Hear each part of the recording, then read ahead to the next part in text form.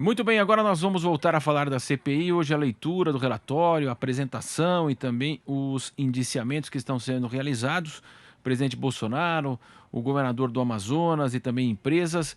E sobre esse assunto conversaremos agora com Acácio Miranda Filho, que é doutor em Direito Constitucional e também Penal. Ah, Acácio, eu gostaria que o senhor falasse inicialmente se a CPI, né, a Comissão Parlamentar de Inquérito, tem aí justamente a prerrogativa para o indiciamento do presidente Bolsonaro, do governador lá do estado do Amazonas, bem como também do secretário da Saúde do estado. Boa tarde ao senhor. Boa tarde, querido. É um grande prazer falar com você mais uma vez e com os nossos queridos e queridas ouvintes. A CPI tem algumas prerrogativas estas equivalentes às prerrogativas de um delegado de polícia, seja da Polícia Civil, seja da Polícia Federal. Diante disso, é necessário que a CPI observe o que nós chamamos de foro por prerrogativa de função, a julgar pelas circunstâncias. Diante dos questionamentos que você me faz, eu vejo como não possível o indiciamento por parte da CPI do presidente da República e do governador do estado do Amazonas. Os secretários e até os ministros estão em circunstâncias diferentes, mas em relação ao presidente e ao governador, creio não ser possível. Agora, é importante que nós lembremos também que a CPI é, entre aspas, um tribunal político. Diante disso, não duvidaria que a CPI venha a indiciar estes dois atores políticos mencionados por você, para que depois esse indiciamento ou este desindiciamento aconteça perante o Supremo Tribunal Federal. Mas, repito, o substrato jurídico para tanto, creio ser bastante controverso. Sem dúvida. Acácio, então, essas pessoas que têm foro privilegiado, então, né, prerrogativa por foro, as pessoas indiciadas serão analisadas as suas condutas pelo Procurador-Geral da República, Augusto Aras. Os demais, então, seria outro departamento do Ministério Público. Queria que o senhor explicasse do ponto de vista legal como é que funciona isso aí. Sim, todos aqueles que são detentores do foro por prerrogativa de função, e nós temos hoje 78 indiciados, 78 investigados e uma parcela considerável deles detentores do foro por prerrogativa de função. Em relação a estes, os autos serão encaminhados ao Procurador-Geral da República para que ele faça a análise da autoria e da materialidade em relação a estas pessoas e, caso entenda conveniente, ofereça a denúncia em face delas. No que diz respeito àqueles que não são detentores do foro por prerrogativa de função, os autos serão encaminhados ao Ministério Público Federal para que, eventualmente, existindo autoria e materialidade, a denúncia seja oferecida perante juízes federais, muito provavelmente perante a primeira vara federal criminal de Brasília. Mas é importante que os nossos ouvintes entendam essa distinção. Os que são detentores do foro por prerrogativa de função, eventualmente, serão julgados pelo Supremo Tribunal Federal. Os que não são detentores do foro por prerrogativa de função serão julgados por um juiz de piso, um juiz de primeiro grau, que atue perante a Justiça Federal. Como o senhor falou, né, é uma comissão parlamentar de inquérito no ambiente político. Nós acompanhamos todos esses meses a CPI. Então, a manchete é essa, né? São 80 pessoas, o presidente Bolsonaro, os filhos do presidente, empresas. Então tem esse peso hoje, essa divulgação do relatório, a votação dele. Mas na prática, né, fazendo aí, né, aquele funil, né, grande parte desse trabalho que foi realizado pelos senadores, que será aprovado ainda hoje, então todo esse trabalho pode aí não ter uma acolhida por parte do Ministério Público. Sim, verdade seja dita, a CPI trabalhou durante 6 meses, foram ouvidas centenas de pessoas, foram colhidas centenas de depoimentos, foram feitas quebras de sigilo. Então, a CPI tem um material robusto, mas não significa, a partir da robustez deste material, que todos os implicados serão denunciados pelo Ministério Público. O Ministério Público, quero crer, fará uma análise técnica e não uma análise política das circunstâncias. E uma vez feita essa análise técnica, os elementos a serem considerados são exclusivamente os elementos probatórios, e a partir daí serão oferecidas as denúncias.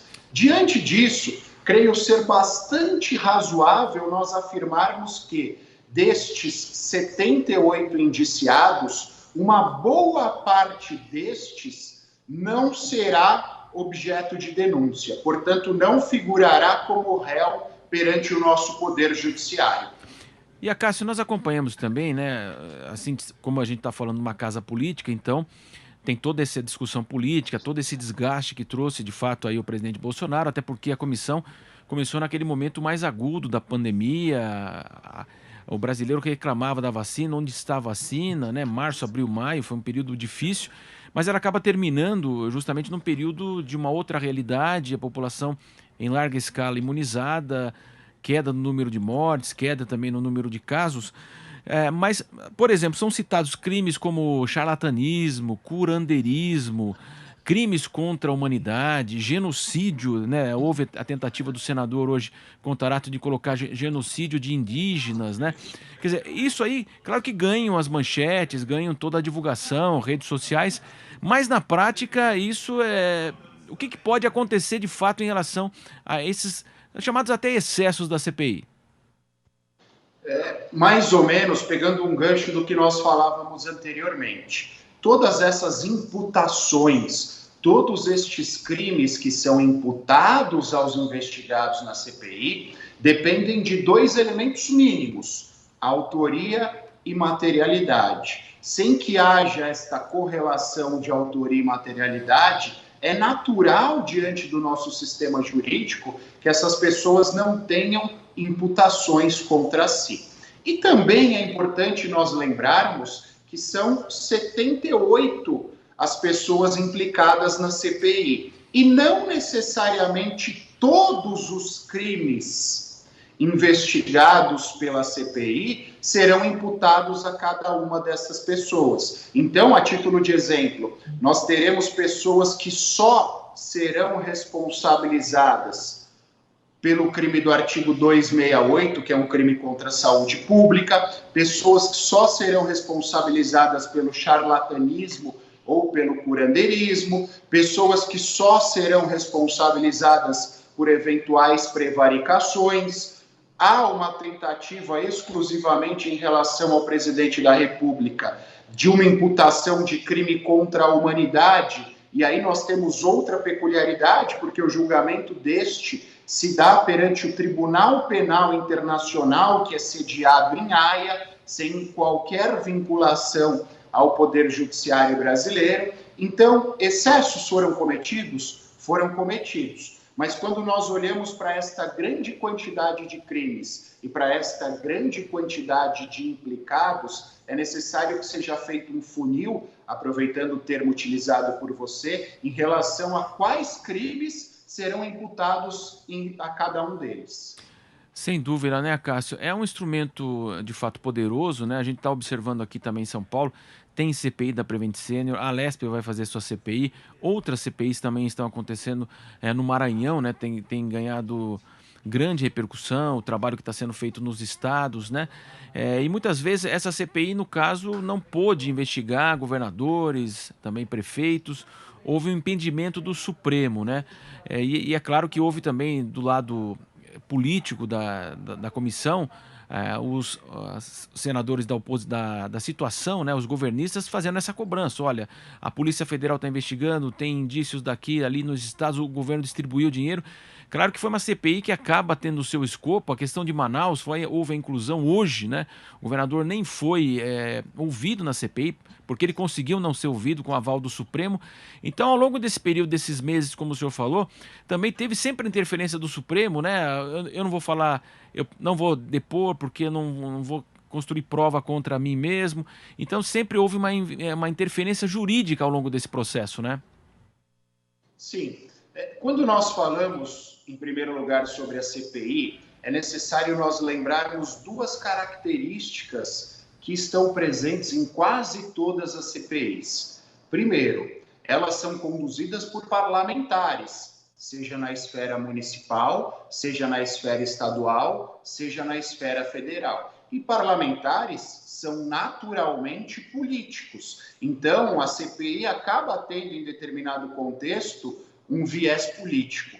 Infelizmente, isso é inseparável das comissões parlamentares de inquérito. E o segundo fator, não necessariamente os políticos têm jogo de cintura jurídico, têm conhecimento jurídico. Então, não é difícil nós nos depararmos, mais uma vez, nas três esferas, municipal, estadual e federal, com eventuais excessos cometidos por parte das comissões parlamentares de inquérito. E esses excessos, normalmente, são evitados ou são reparados através da atuação do Poder Judiciário. E, no contexto da CPI da Covid-19, em diversas oportunidades, o Supremo foi instado a se manifestar sobre esses eventuais excessos. E faço aqui uma ressalva. Eu sou um crítico, em muitas oportunidades, da atuação do Supremo Tribunal Federal. Mas, no contexto desta CPI, especificamente, o Supremo agiu quando invocado e agiu de acordo com jurisprudências que nós já tínhamos consolidadas a partir de outras CPIs que tramitaram no Congresso Nacional. O direito ao silêncio, a título de exemplo, é uma garantia fundamental prevista e a ser respeitada em relação a todos os investigados. Inclusive, em determinados momentos, o Supremo acabou não concedendo a ordem para que a pessoa tivesse direito ao silêncio, a depender do papel que essa pessoa exercia no contexto das investigações. Então, repito, talvez seja uma oportunidade para nós revisitarmos as atribuições das comissões parlamentares de inquérito e a efetividade das investigações conduzidas pelas comissões parlamentares de inquérito. Agradecemos então a participação do Acácio Miranda Filho, advogado, doutor em Direito Constitucional e Penal, conversando conosco sobre a CPI da Covid. Acácio, muito obrigado pela participação do senhor. Obrigado, sou eu quem agradece, é sempre um prazer falar com vocês.